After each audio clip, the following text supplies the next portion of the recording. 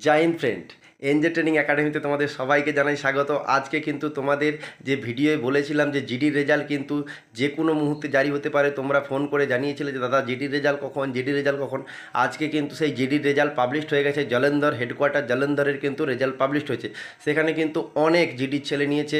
তো আগেই তোমাদের বলেছিলাম যে 520 থেকে 25টা ছেলে নেবে। তো সেক্ষেত্রে দেখো জলন্ধরেরও কিন্তু 520 জন যে অগ্নিবীর জিডি সেখানে কিন্তু লিস্ট তোমরা দেখতে পাবে। তো সেখানে গেলে ওয়েবসাইটে তোমরা যাও, গিয়ে দেখো 520 জন নিয়েছে। তো বহরমপুর শিলিগুড়িরও কিন্তু এরকমই রেজাল্ট পাবলিশড হবে। যারা বহরমপুর আরও বিশেষ করে বহরমপুরে 530 থেকে 35 জন কিন্তু এই অগ্নিবীর জিডিতে নেবে।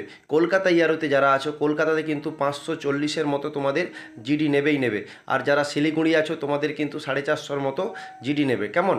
তো চলো তোমাদেরকে খুশির খবর দিলাম। চ্যানেলটা সাবস্ক্রাইব করলে এরকম ভিডিও আমি কন্টিনিউ দিতে থাকবো। জয় হিন্দ।